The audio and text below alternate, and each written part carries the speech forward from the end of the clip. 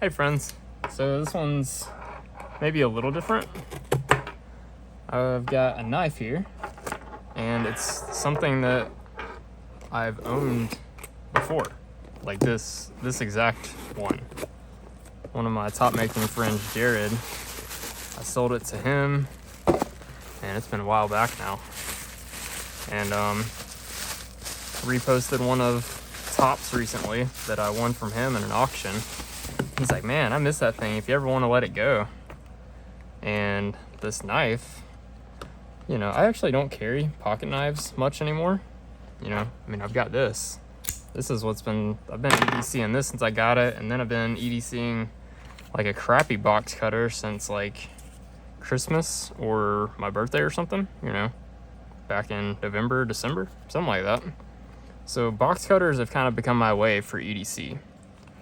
So this Todd Begg Steelcraft Mini Bodega, I originally got it in 2016, I think.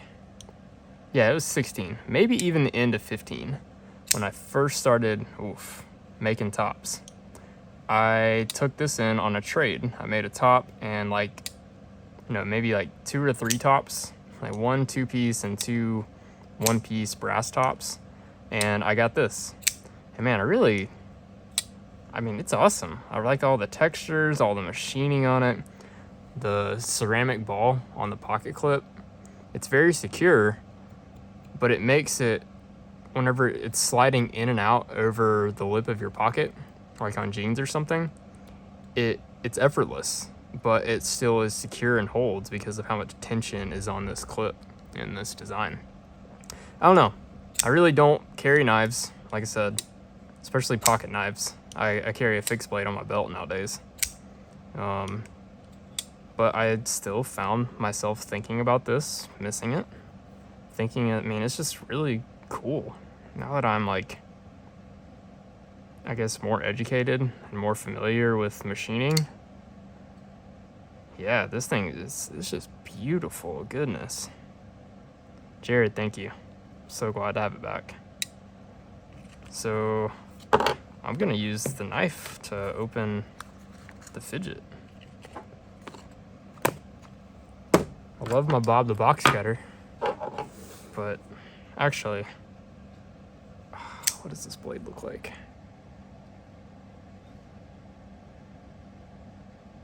Perfection. I don't see a nick or a scratch or anything on it. I think, Jared, surely you sharpened this right, because I was absolutely EDCing this back in the day. All right, Bob the box cutter it is. We're gonna leave this up here on display. Another one of these tricky boxes.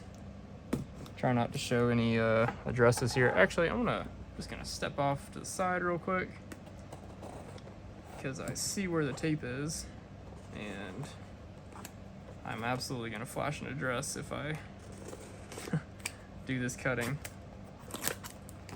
There we go. So yeah, I guess by now you'll see on the thumbnail or the video title what I got here. This is a mechanic, the C variant. Let's look at all this stuff. Oh, it's kind of heavy. Extra magnets, gasket, lots of stickers. Lautie, EDC house, yada yada. It's typical Lautie stickers. COA. I love how it's just like QC pass, and we have no inspector, model number, or anything. It's like literally a half-assed COA. So I've played with a couple of these from friends. Adam Sherry has one, and Dean Chu Chow. God damn, I actually don't know how to say your last name, man. Yeah, and I mean, it's enjoyable. Traded some buttons that I made for it. These are going for like $100, $90 to $110, I should say, on the, you know, in the Facebook groups on the secondary right now. And I think that's a pretty good price. This is not like some fidget that has a learning curve or a skill. It's literally just, it goes on your finger and you spin it.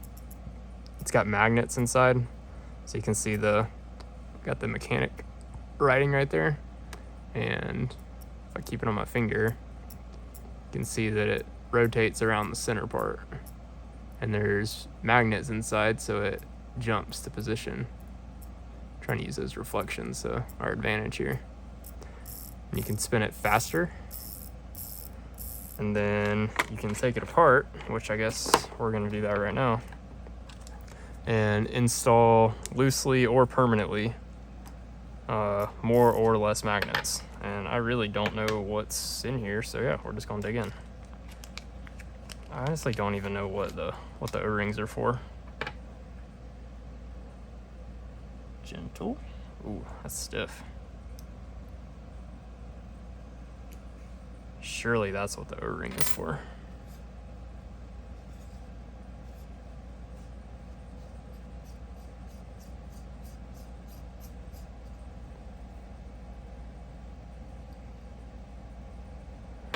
Okay. 1, 2, 3, 4 magnets. And we're in crossed from each other. So is that how I want to leave this? I mean, that's a pretty cool setup, right? I wonder, like, maybe with one magnet? I'm gonna try that. I feel like Adam or Dean, one of them had their setup with just one magnet, and well, that's what got me wanting one of these. Other way.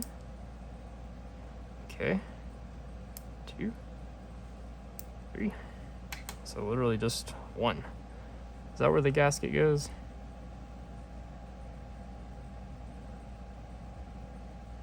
I don't know. Felt like I had one, but I don't see one. Can ask Dean and Adam. So this is definitely a different style fidget for my collection. There's got to be that gasket in there somewhere. It's definitely, I did something wrong. We have no resistance on the magnets, I mean, like it's supposed to, but this is not freely spinning. That gasket's clearly bunched up or something in there. This is a great, oh, yep, found it. What the, how did that get in there? Look at that. It's like super, it's got pinched inside. Learn your fidgets, guys. Come on, don't break. There we go. All right, so, I mean, does it just sit right down here? I feel like I see it actually.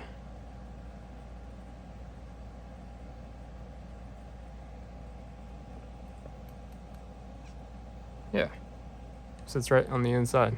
All right, that's easy enough.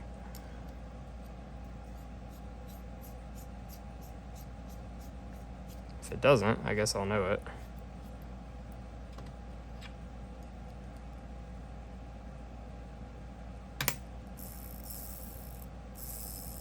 So yeah, with one magnet in, you get a lot more spin time, which is what I thought was kind of cool about it.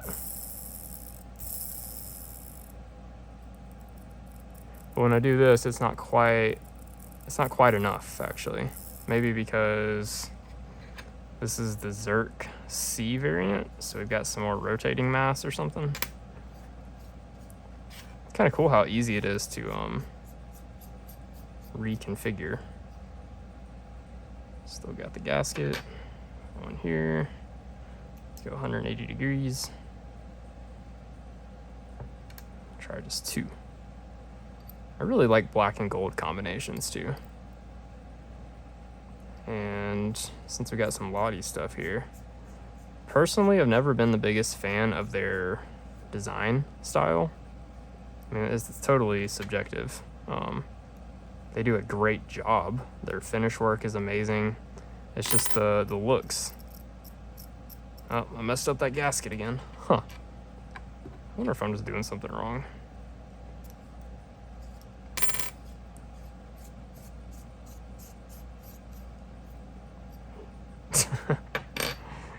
Huh.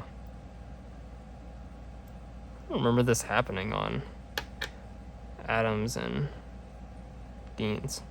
I took it apart a couple times and never, I mean, I truly never had this happen.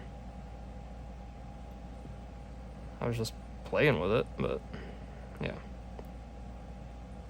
Does it just go in there to like keep stuff out of the bearing? Just to keep things snug? Who knows? I don't know.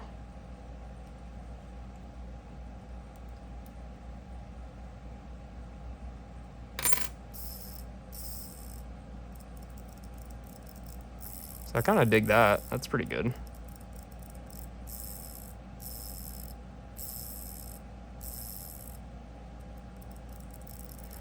But I wonder if the sweet spot is 3 magnets. I mean, 4 honestly wasn't bad. I just, maybe I was wrong in what I was playing with the last time on Dean's. Kind of doesn't matter. Either way. The ring's still in place. Thing's still tight there. First time I dug into one of these, I just, let's see, I'm gonna do it and space it out in 3. First time I played with one of these, it was Adams, and it's pretty much understood that at least with me and Adam, that if I get my hands on a fidget I've never handled before, when it's not a video, I'm going to take it apart. I can't help myself. I have to see like what's going on. Dang it, the freaking thing messed up again. I even looked to make sure it was straight. And I took it apart by I took apart the middle ring that houses the bearing. And Adam was like, oh, yeah, you don't have to do that. So I at least know that now. There is no point to take that apart and mess with the magnets. So, you know, if you're watching this and you get a mechanic, don't be like me. This is annoying. I'm just gonna take it out, I think, until I get it tuned how I want it. So you're probably screaming at the screen like, duh, why didn't you do that in the beginning? But I don't know, just trying to do things right.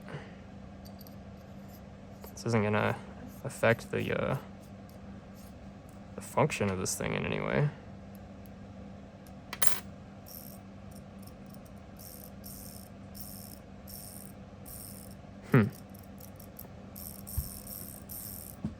Yeah, that's pretty good.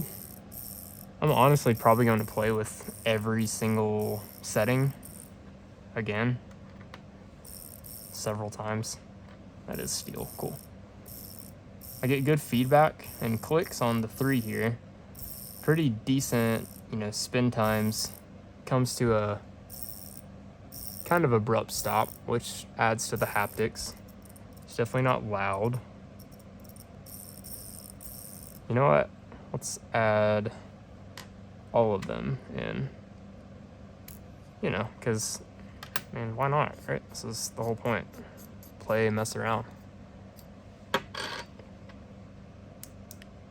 Alright, stacked.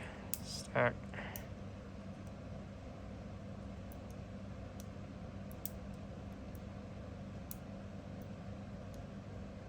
kind of cool they included so many spares.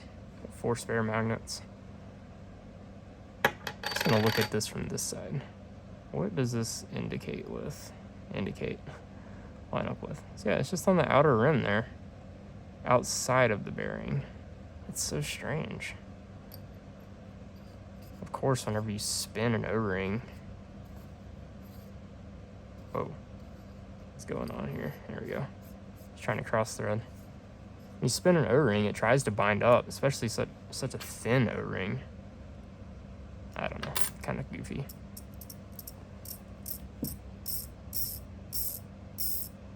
And it's just so stiff with all the magnets in. And surely you can tell by the jumps between my fingers there. Definitely not as fun, takes too much like force. Yeah, not a fan of all the magnets in. And configuring the mechanic clearly easier with the O-ring out.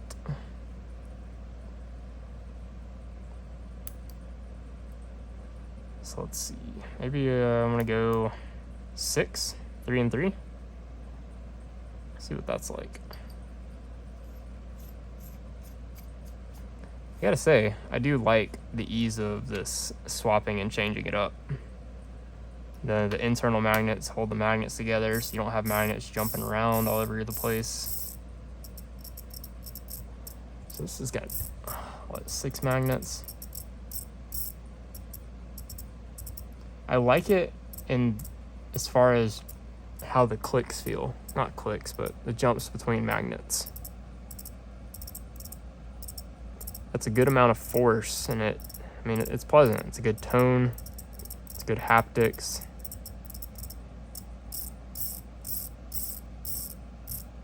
But it's a little, takes a little too much effort and force to spin it still. So I'm glad I didn't try 7. I'm glad I didn't make you guys sit through trying 7. Let's see, I've already tried 4 and that wasn't terrible. So let's try 5. Getting really dialed here, right?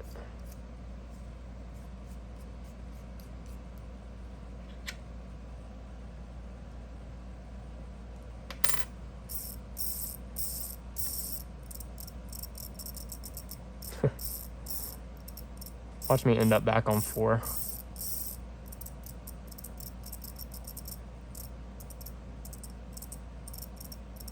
This is definitely a little soft on the rotations.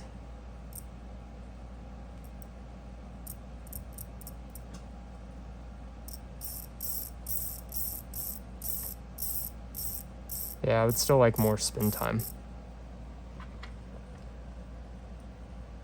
It's not about having a lot of force on a ring clicker spinner for me.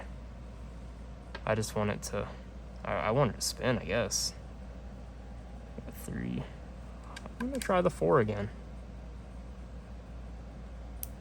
Number we got 1,513. Man, I made a lot of these things, huh? This is definitely not a rare item.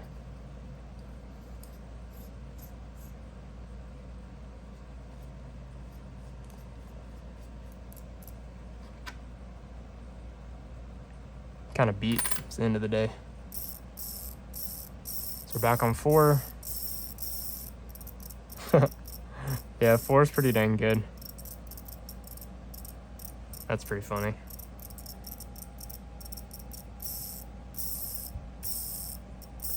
Yeah, there's just like a moment of free spin there.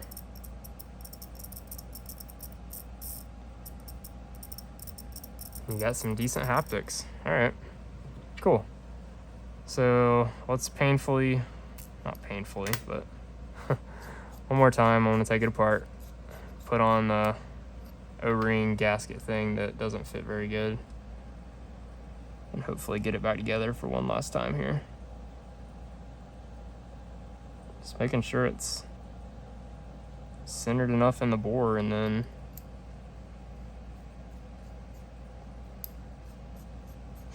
I mean, this is all I know how to do, right? It should feel good until it just gets snug. And hopefully doesn't go into the crack.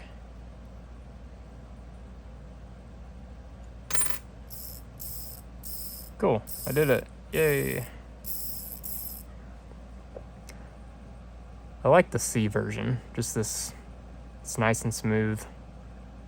None of the weird milling or notches or anything like that. It's just like a big chunky ring. And that feels good. Especially on the, it's like, yeah, of course you hold it like this or on some finger and spin it with your thumb generally. That's the way we'll use these things. But I did notice on some of these other mechanics that I've used, your middle finger, where it makes contact, you know, right here. that could be uncomfortable on some of those other mechanics. You know, it's just inevitable that it's gonna come in contact when you use this thing unless you hold your hand. It's kind of weird. So it's not that it would like hurt or be uncomfortable, but I just find this smooth shape to be the most pleasant for this type of fidget. I had a feeling, and this confirms it. I definitely like it. I think the secondary price, the buttons I was selling I was asking 120, but I've seen a couple of these go for $90. This exact model being in just as good of condition. And I mean, at $90, it's almost crazy to not get one of these, honestly. It's a pretty dang good fidget for $90. I mean, it's zirconium, you got a brass ring, you can configure it with all the different magnets. It's pretty solid.